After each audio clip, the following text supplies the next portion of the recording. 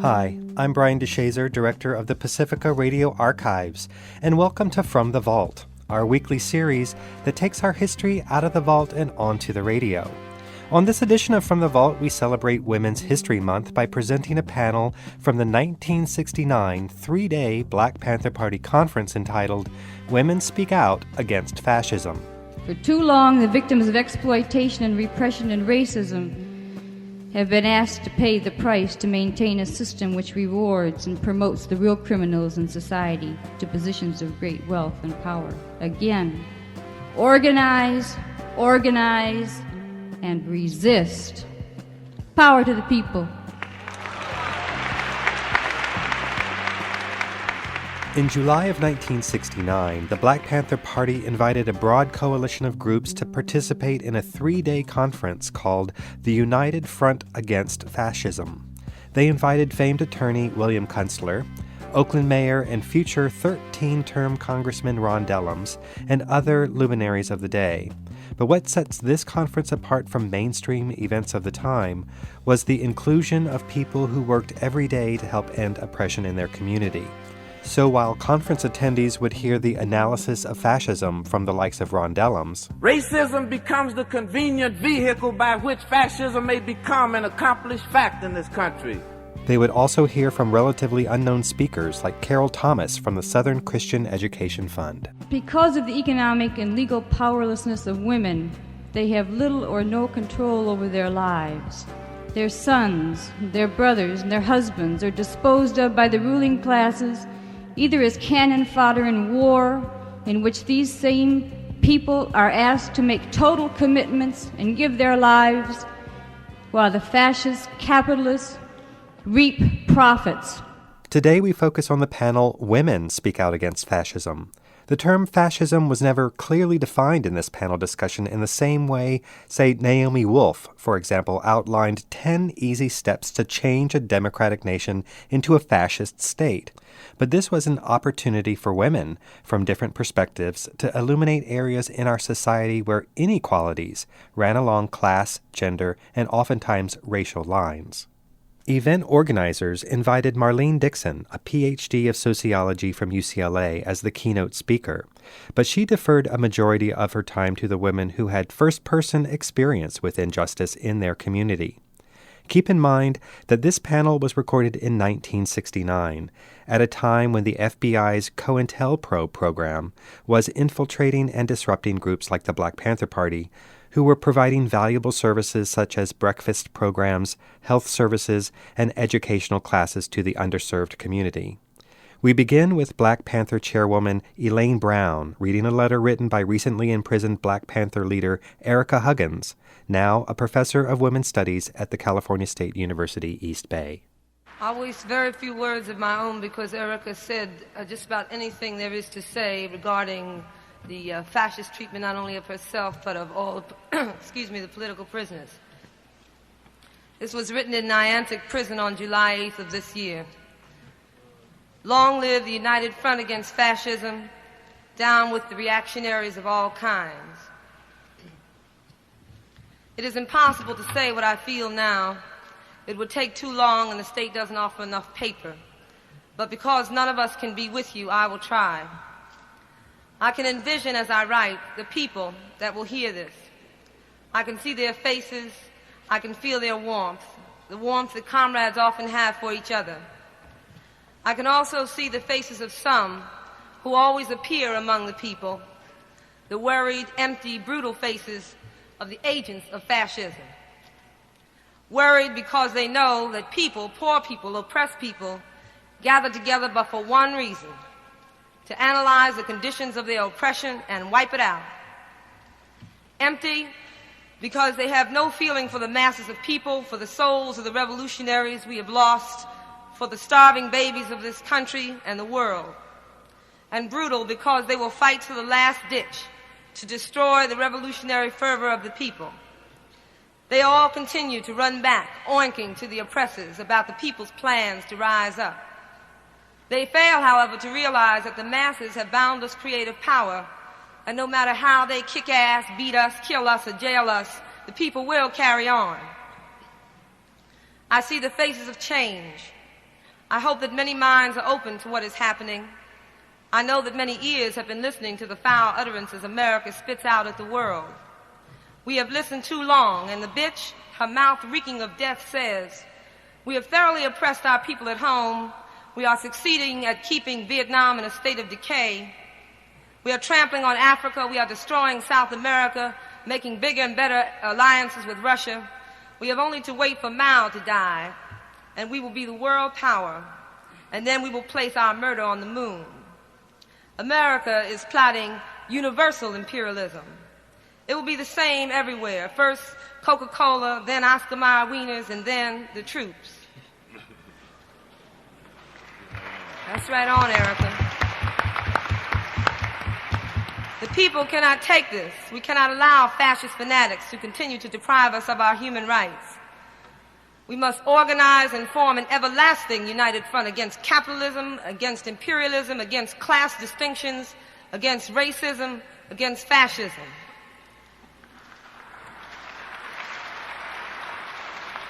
We cannot allow concessions from the federal government for the continual harassment and unwarranted brutality of the people. We cannot allow our children, be they black, Mexican, Indian, Japanese, Chinese, or white, to be miseducated and degraded in America's degenerate school system. We cannot allow any more lynchings, bombing, and racial ignorance down south or up south. We cannot allow unions any longer to drive the working class. The working class must drive the unions. Our fight must be endless to organize the workers of this country, to overhaul and change every assembly line and every factory. We cannot allow medical services in our communities to remain inadequate. We need more hospitals, more doctors, more nurses, and less insistence on medicinal genocide or birth control. We cannot allow the reformists to clean up the surface while the inner structure rots. We need a revolution. All of our thoughts, each of our actions should lead us to one goal, the emptying of the that fills the bowels of this country. We can no longer allow the senselessness of anarchy and arbitrary destruction. We need no more impulsive, opportunistic movements, groups, or political parties that endure on socialistic rhetoric. We need socialism in practice. Right on.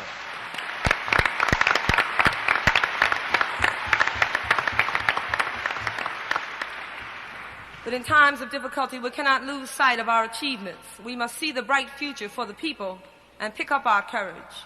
We realize that there are people that support us and that however long we remain here, we serve as a catalytic agent to move the people forward.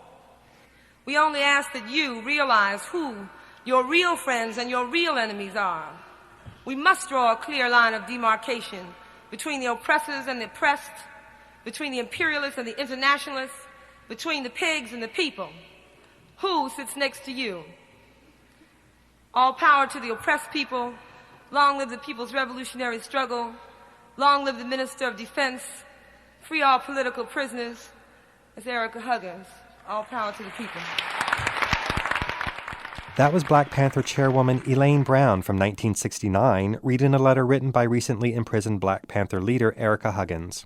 Erica was arrested with Black Panther founder Bobby Seale on conspiracy charges, which were dropped 2 years after her arrest. Here is Women Speak Out Against Fascism moderator and Black Panther Party official Marie W. Johnson to introduce each guest. Sisters and brothers, I greet you with a sisterly love on behalf of us here on the panel. I hope you didn't come here hoping that we are going to entertain you, because we just don't have the time. The people who will be speaking on this panel has not been chosen because of their revolutionary rhetorics. They were chosen because of their correct practice. I'd like to introduce you, starting with this beautiful sister to my left. She is Sister Carol Thomas, who is representing SCIF.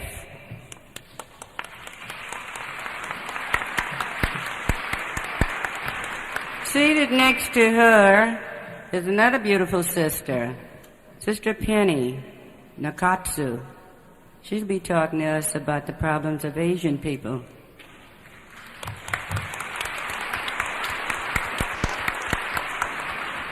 We had hopes the native sister from America would have been with us. If Sister Deanne de Ryan is in the audience, we would love to have her among us.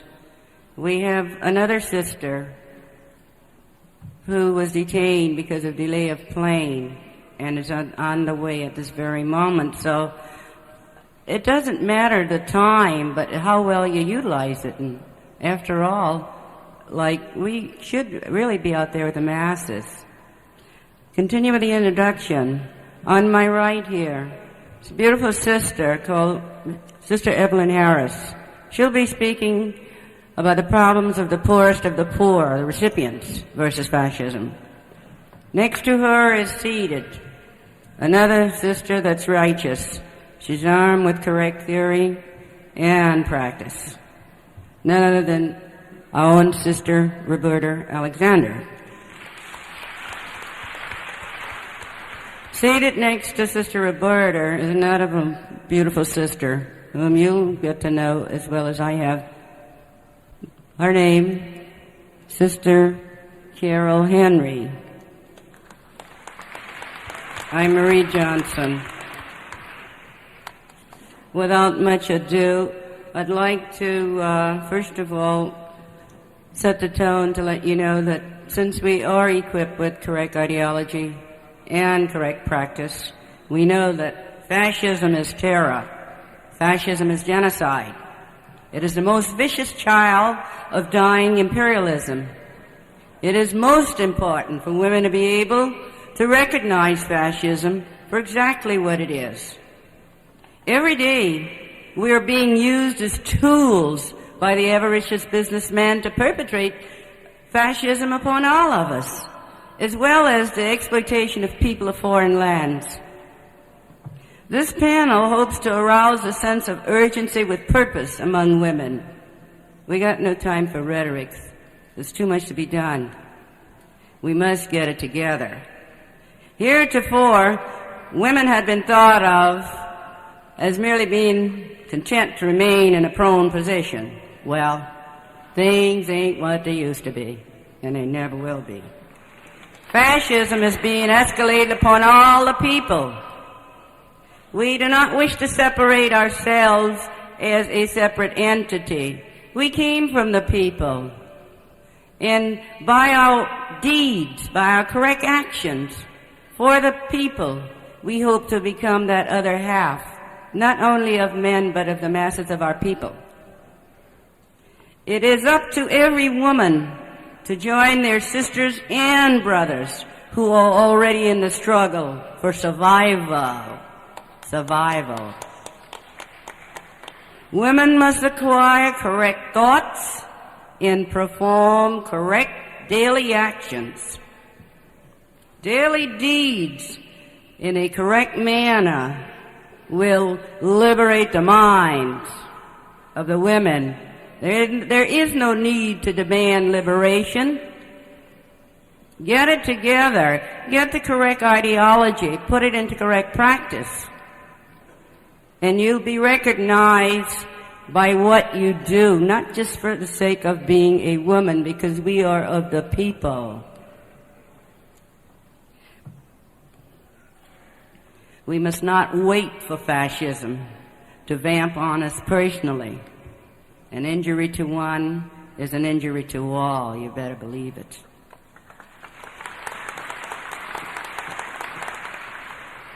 Fascism is like a contagious disease. It terrorizes, and quite often it kills us. Remember little sister from Nebraska? She was only 14 years old.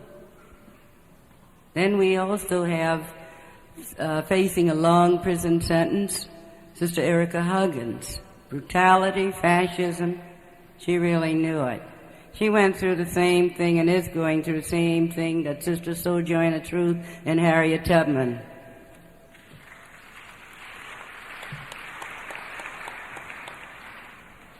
Along with Sister Huggins, we mustn't forget our brothers. New York 21. We'll never forget Brother Lincecum, Brother James Rector, Brother George Baskett, our own Brother Bobby Hutton, Bunchy Carter, and the late Brother Huggins of Sister Huggins. I have seen the mothers and the sisters. I have felt their pain. I have seen the young men coming from Vietnam limbless. They relate to us. So I would ask the audience, don't dig on time, but dig on good deeds. So before I take up much more of your time, the sisters here have much more than I could ever say. I'd like to first present Sister Roberta. Please come.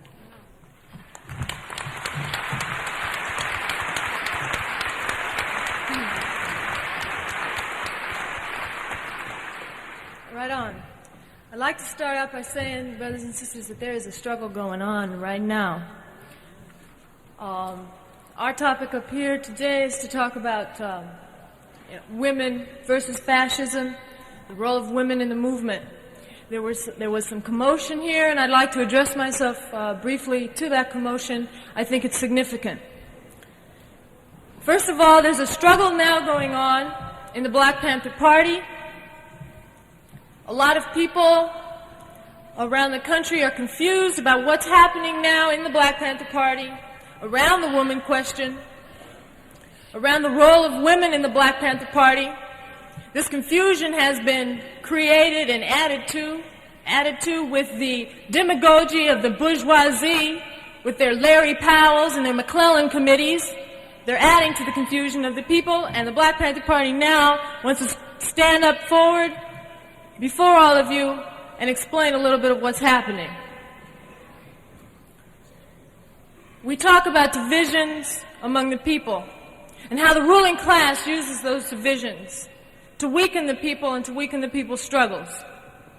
We are now faced with a rising tide of fascism in this country, and the people have to be united in order to fight this tide. Huey P. Newton says, as the brother earlier said tonight, that we have to limit our bickering as much as possible between the movement and make our concentration upon the enemy. This is correct.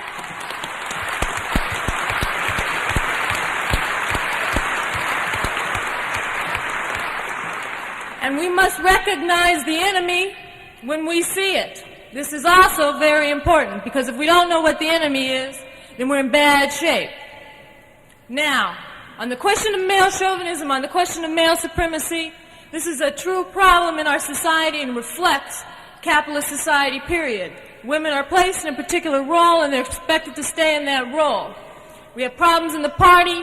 That's true, because we are part of a society, and if we were to say we didn't have no problems, we'd be lying to the people. We're not going to lie to the people. In order for the people to understand the question, we'll tell the truth.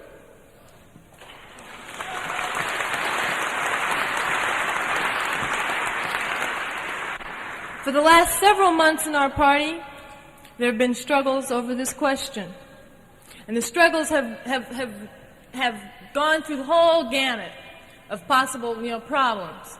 They've gone through women leadership, women being able to be armed, defend themselves as well as the brothers, whether or not the women do all the typing, or whether or not they also take part in the armed self-defense and the running of the offices and not just behind the typewriters. And it even goes down to the sexual levels, whether or not the women are supposed to do so-and-so for the cause of the revolution, etc.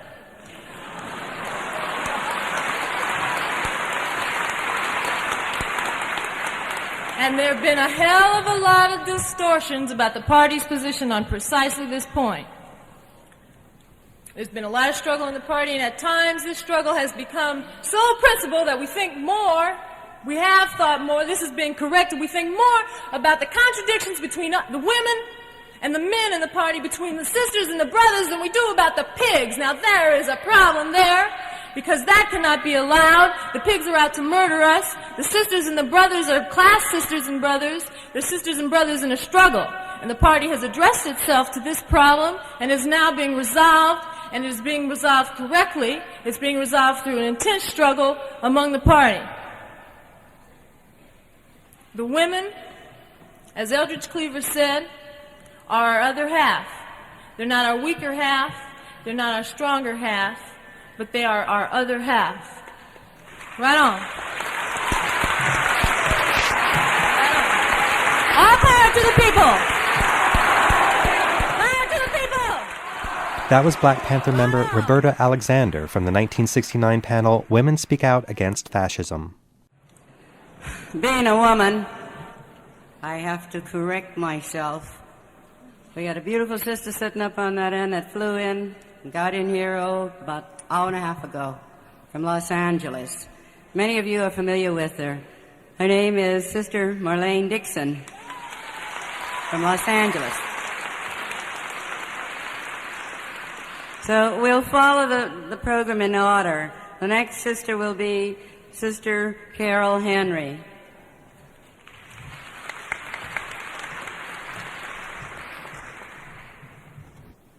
Greetings, revolutionaries, brothers and sisters, all oppressed people. Yes, I said brothers and sisters, men and women. That sounds quite different from the animalistic terms that we often use to one another. Bitch, slut, cow, chick, nanny goat, and or oftentimes broad hole for those of you whose vocabulary have advanced to that complexity of decadence.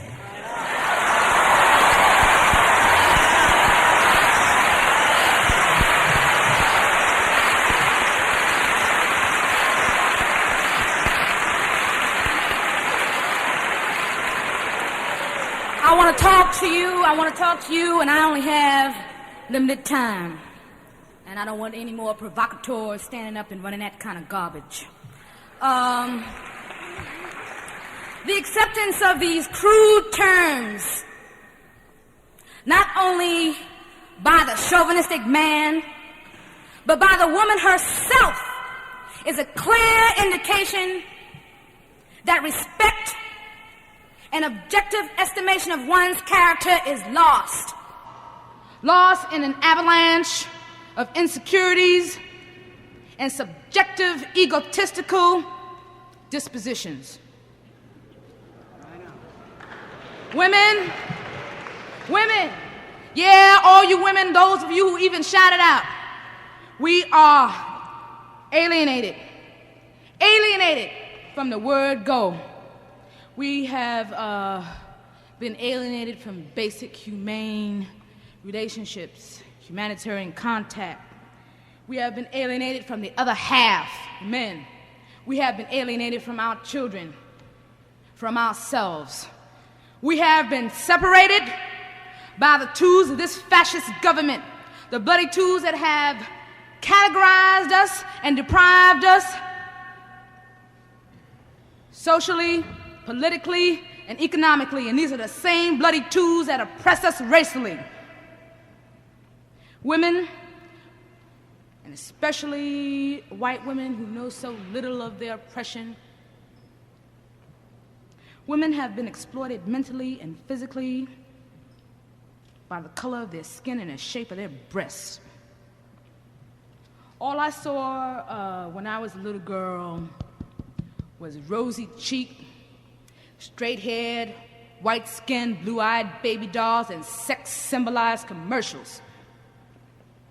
And from infancy, this creating inside of me whitewash criterions, making me feel that if you're white, you're right, and if you're black, get back. This feeling of inferiority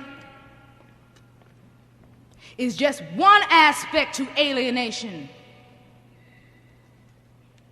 And the other aspect is superiority. Both of these manifestations of struggle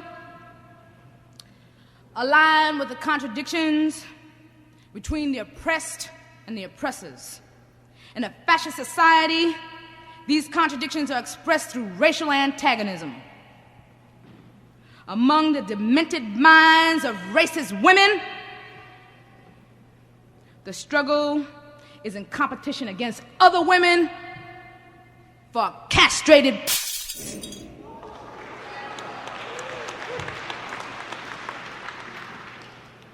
Friends, and women in particular, in unison, we must let our battle cry be heard. We will no longer tolerate the arrogant separatism and magnanimous distortions arising from any kind of discrimination.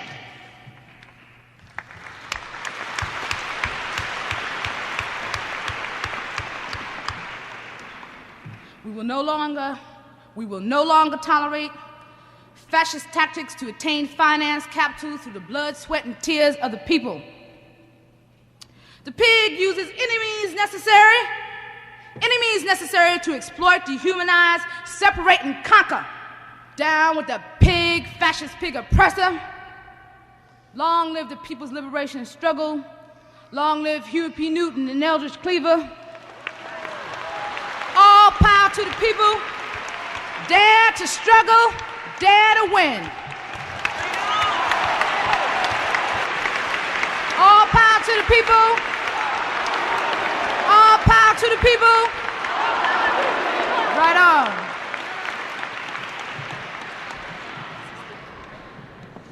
Wow.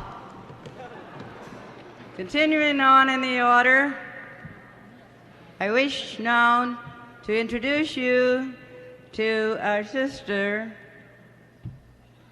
Penny Nakasu. On the question of male supremacy and male chauvinism, as an Asian woman, I can speak well and long. I can speak well and long of the heroic women who have died combating racism and imperialism. I could speak of women like Iva Toguri Dakino, who spent 16 years in an American racist prison for a crime for which she had no part in.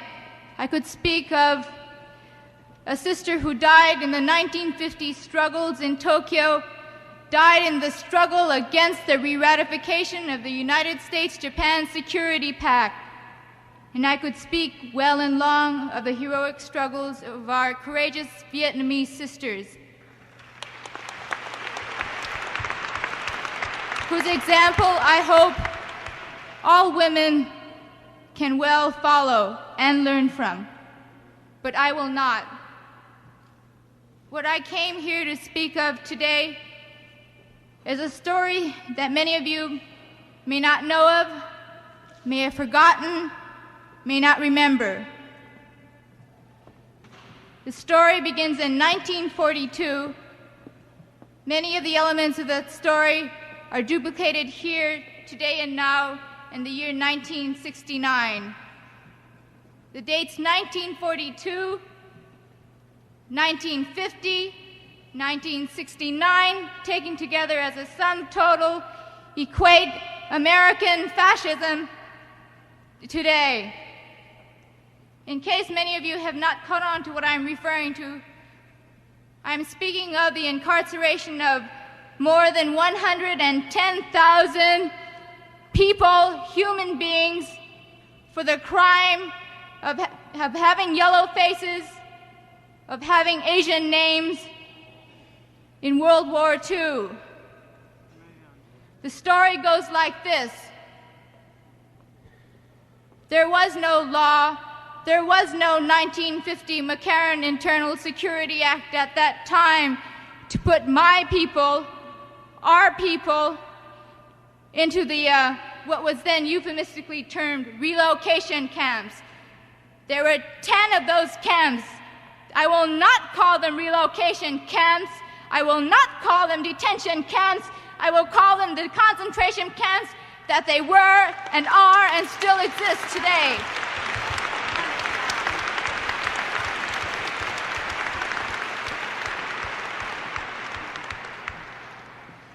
I come from a generation of children born in concentration camps. Many of these places you will find no longer exist on the map. They were born in places with names like Manzanar, Tule Lake, Topaz, Rower, and on and on. In 1942, a presidential mandate issued by President Roosevelt empowered the racist military under the leadership of General DeWitt to incarcerate 110,000 people, more than two-thirds of whom were American citizens. Many of these people remained in these concentration camps for the duration of the war. All of them received between 24 and 48-hour notice to report to the nearest military authority, to report their belongings, to dispose of their beloved possessions within the span of 24 and 48 hours. How generous, how magnanimous our government was, how magnanimous our government will be when it calls on us to report. But when it calls on us, we will not be sitting in our homes talking. We will be prepared to act. We will be prepared to move.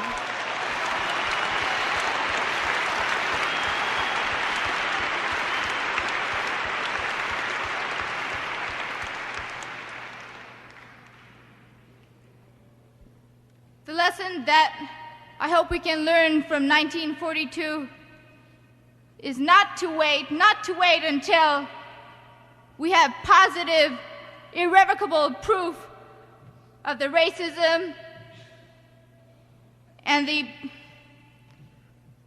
all-encompassing determination of our monopolistic, capitalistic system to suppress all movements, all peoples who will work for social change, who will work for liberation, who will work for division of fascism and imperialism. Thank you. Power to the people! Power to the people!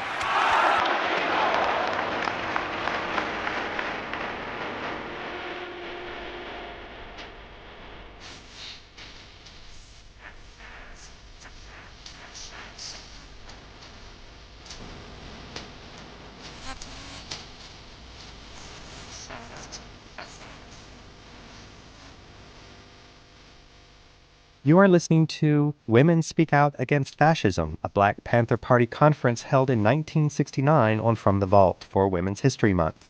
For more information or to get a copy of this program or the other programs in our series, visit us online at fromthevaultradio.org or call us toll-free at 1-800-735-0230. You can research our collection at pacificaradioarchives.org.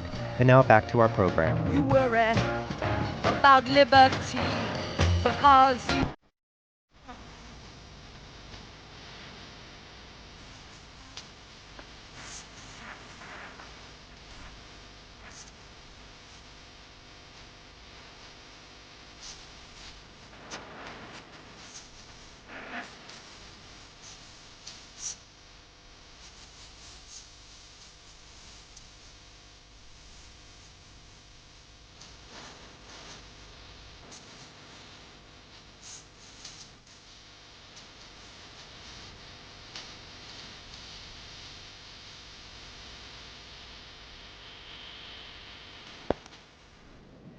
I told you the people that were on this panel not only work at the stuff, they have the experience, they live it.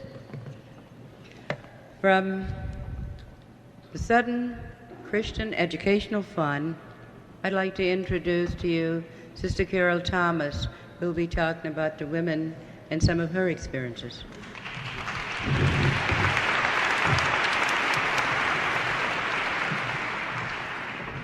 Good evening, brothers and sisters in struggle.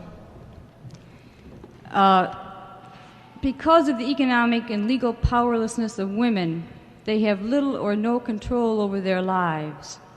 They have little or no control over their children or what happens to them.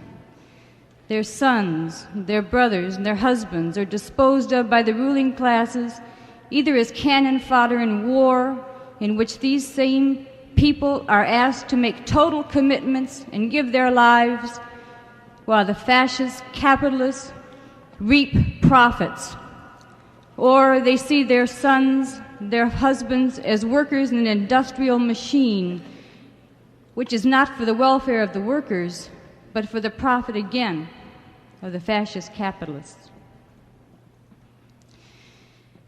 Mostly, what I want to talk about is some of the experiences that I had when we women in Gainesville, Florida, came together around certain issues.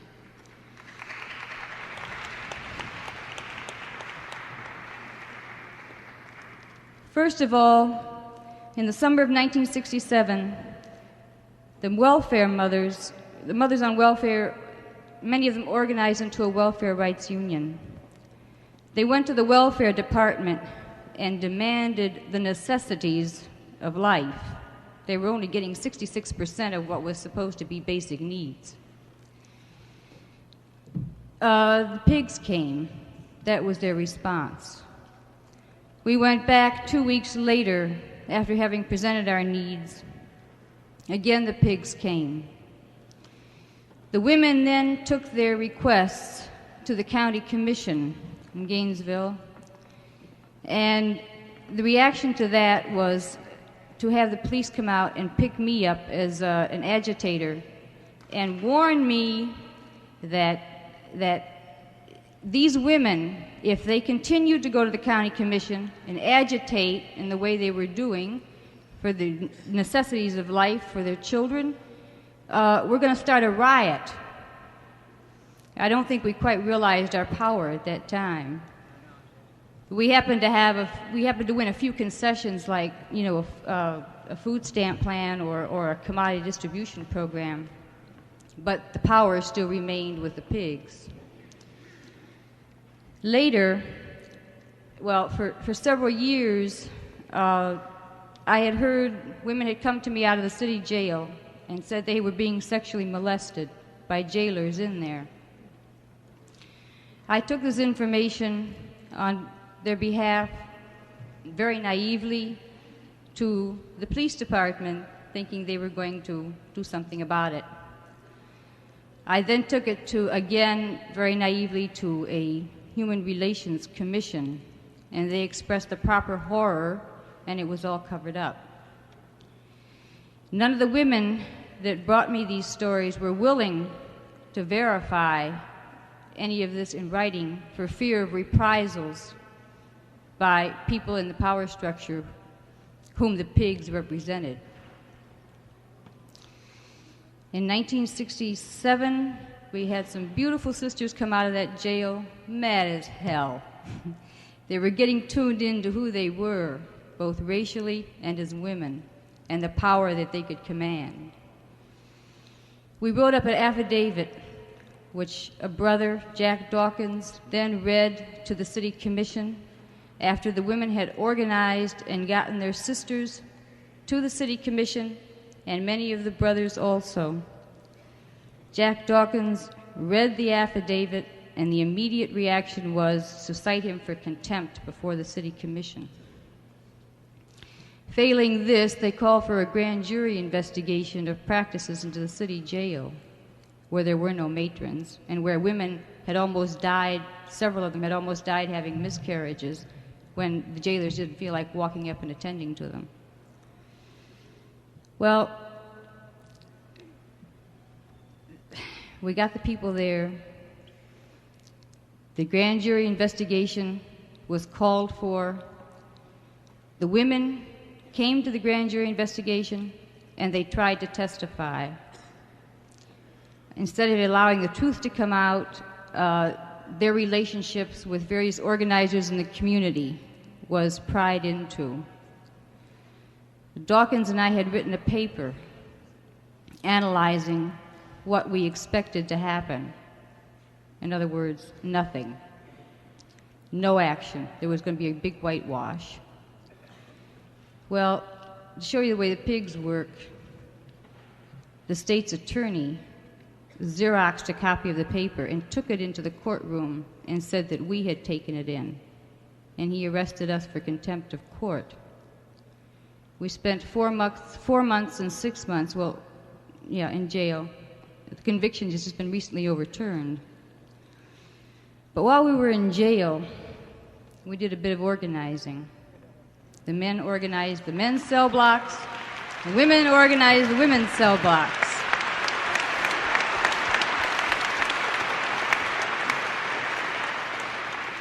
And we found we had such tremendous strength in the motto, one for all and all for one. And every confrontation we had, that's the way we carried it out. We got piddly little things like, maybe heat when it was freezing. We got a change in diet, a little less starch. We had to practically make a riot in the jail to get sick prisoners to the hospital, which we did. The very threat of our organizing made the jailers adhere to the law that juveniles were to be kept separately from the adults. But again, also, before this was over, prisoners with problems were sending them to the women's cell blocks. And we sort of changed the policy about how trustees were made and this kind of thing. And before it was over, there was a big riot in the jail, and nobody knew why. It seemed that we were not allowed to really solve anything ourselves. It was all doled out to us, piecemeal, tokenism.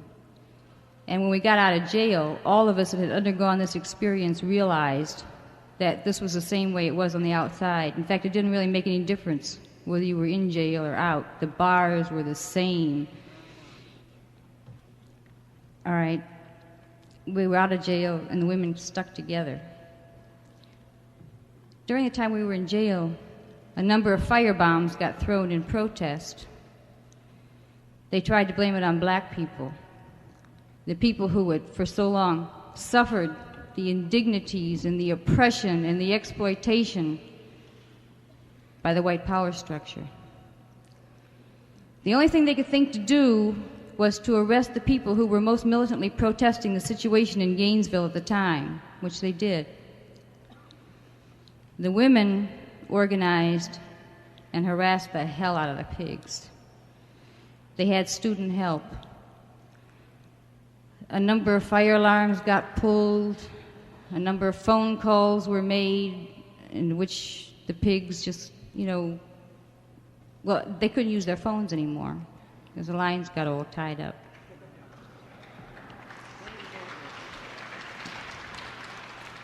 The analysis was that since one of the students had gone to Cuba, that he had brought back Cuban sabotage techniques and were applying them against Gainesville power structure. And they predicted they were going to have a long, hot summer that summer. And they did. It's funny how they always know they're going to have one. They plan it. The subject of my talk was supposed to be how to control the police in the community. I don't think you can control them. It's part of a larger question as to how the power is going to be distributed. Are we going to let the pigs in the Pentagon send our men to Vietnam? Or are we going to organize and educate our sisters and engage in political struggles and resist? Or are we going to stand by helplessly and cooperate in the repressive powers that are in the communities in our lives? No, we can't gain control in the present framework. We can only organize to resist the authority of the police and the courts. The courts, which are the bulwark for the fascist exploiters. For too long, the victims of exploitation and repression and racism have been asked to pay the price to maintain a system which rewards and promotes the real criminals in society to positions of great wealth and power.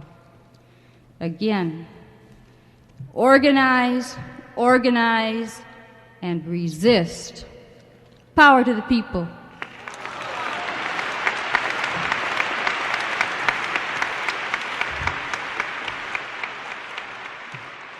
Thank you, sister. We have a very limited time, not because of chauvinism, but because of fascism. They want to put the lights out on them, but we can rap in the dark. We've been in the dark, but we're coming out in the light, baby. This time, without further ado, I'd like to introduce to you from Welfare Rights Association here in Oakland, Sister Evelyn. Sister Evelyn Harris.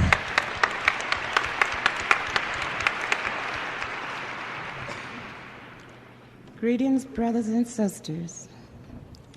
I'm here on behalf of you, my brothers and sisters. I'm here to speak to you in behalf of the poor peoples, which is welfare recipients. I want to talk to you about some of the experience as well as education I've had. I am the chairman of the Welfare Rights Organization. And our purpose is to help the recipient to gain their pride and be as independent as anyone else. I have had the experience working with the head of the welfare department, with private attorneys, legal aids, the district attorney, the probation office, and etc. You'd be surprised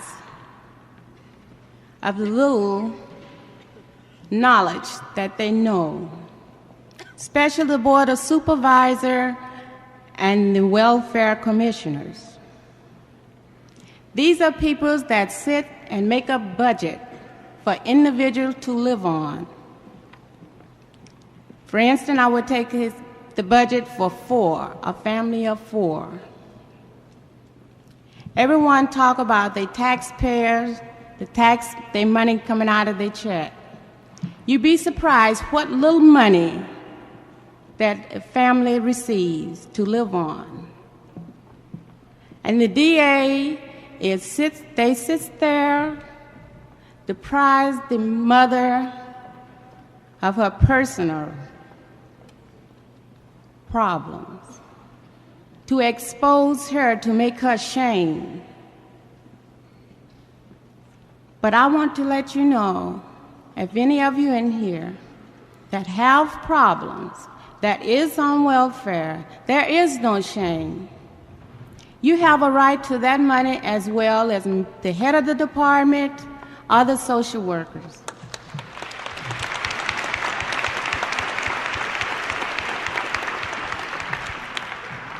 First of all, we are asking that we have qualified social workers which can be replaced by recipients.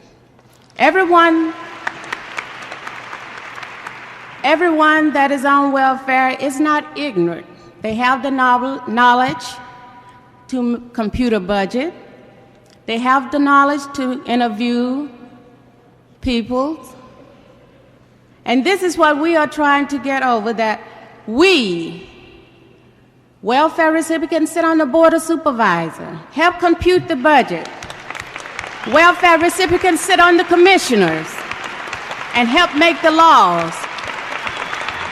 Welfare recipients can live a decent life and be just as proud as the next working man. Also, I would like to speak briefly that the problems, I can go on and go on, but the time is limited. That we're having problem with the school, where the children in the school is branded because they are on welfare. The meal tickets that they receive, you'd be surprised at the food that they eat. And many of the children don't eat the food because it's not fitting. This is why that I will fight until I drop. Because no one else, I can challenge anybody in that welfare building, and I can do just as much as anybody else can do concerning the budget. Can no one live on, a mother of 4 can live on a budget of $221? There's PG need to come out of there in your utility. That mother and one of those children are not being taken care of. This is the problem that we are faced with. And when they buy food or clothing, they pay tax on that. Because they are welfare recipients, they don't get nothing free. So they are taxpayer just like you or I. Anybody that works, they are taxpayer. Thank you.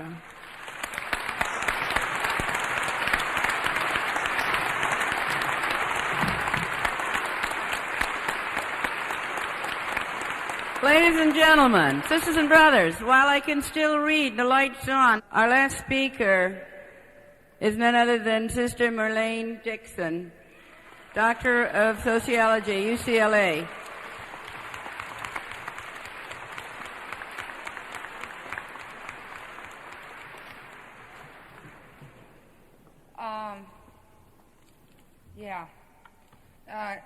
We're short on time. And I don't want to ego trip, but it's true that I have a gift for being stubborn, which the University of Chicago had occasion to discover.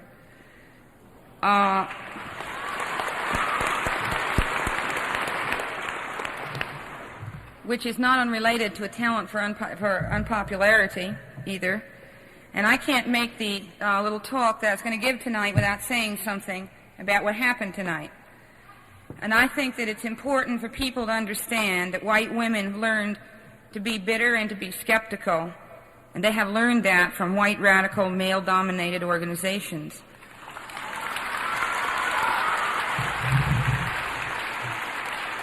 So tonight, I know that the majority of women moved not as provocateurs and not in bad faith, but they moved as militant women. And if you're not a militant woman, you don't belong in the revolution. But they acted out of their long experience with bad faith of white men. Yet, and this is important, if they acted wrongly with regard to the Black Panther Party, then let us forgive and understand one another so that we may have a trusting comradeship in a common struggle.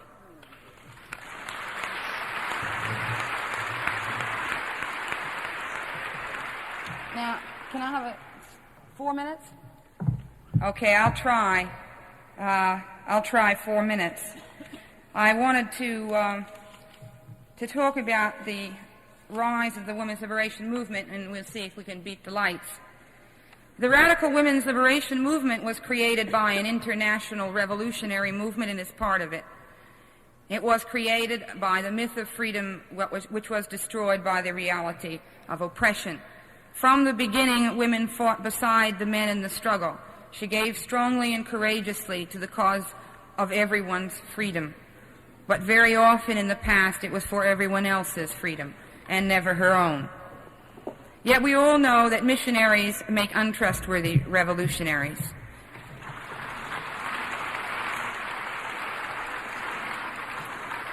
So it was of the greatest significance that women, and most particularly white women, began to wake up, began to see that they were oppressed. We are oppressed, the women cried, full of early rage at this astounding discovery. We are not free, we are exploited, we are used and told to be happy in our enslavement, in our inferiority, our so-called biological inferiority, which has to some of our ears a very familiar ring. And over all of us stands the white man. Racism so long blinded women, so long hid from the white woman the truth of her oppression. The white man hid from the white woman her great strength, her kinship, sisterhood with all others like her, with all the oppressed peoples of the world. The white man taught his women to be passive, to be sexy, to be stupid, to be lonely, to be reactionary, to be the bastion of racism and fascism. In fact, what Marx called a whore, stood in the place of a living, vibrant, and precious human being, full of rage and love, strength and tenderness. Humanity will not be denied in revolutionary times, and these are revolutionary times. The humanity and dignity, the freedom of women cannot be denied and will not be denied, for women no longer ask. Now women are ready to struggle for their freedom.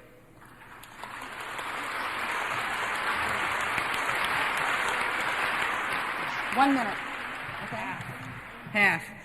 The path of women will move and must move then from that of the missionary to the revolutionary.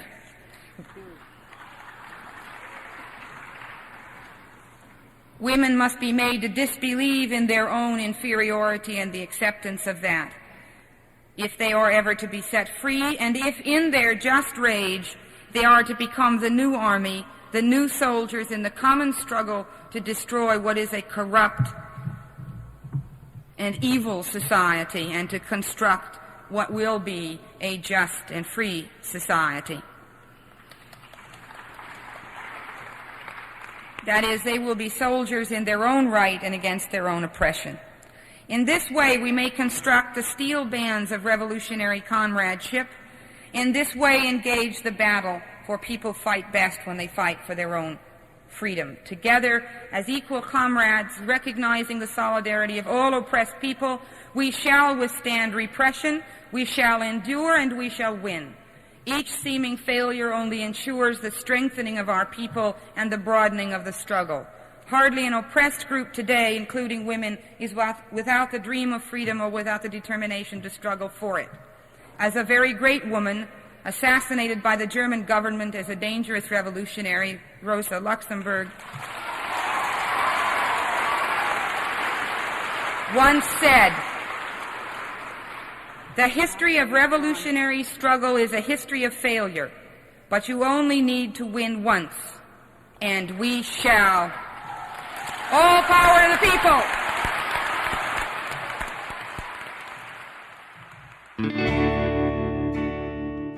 And that does it for this week's From the Vault. You've been listening to an excerpt of a 3-day Black Panther Party conference held in 1969. This particular part of it was called Women Speak Out Against Fascism.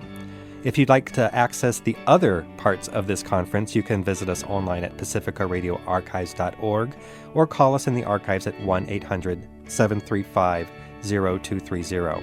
This program is written and produced by Mark Torres and Brian DeShazer with special help from Jolene Beiser for research. The series is executive produced by the Pacifica Radio Archives and your host, Brian DeShazer. From the Vault is presented as part of the Pacifica Radio Archives Preservation and Access Project, which is supported in part by an award from the National Endowment for the Arts, the American Archive funded by the Corporation for Public Broadcasting, past grants from the Grammy Foundation, the Ford Foundation, and partnerships with UC Berkeley's Moffett Library and from Pacifica Station members. Our theme music is by Kevin Drum Holiday. Thanks for listening and keeping our women's history alive.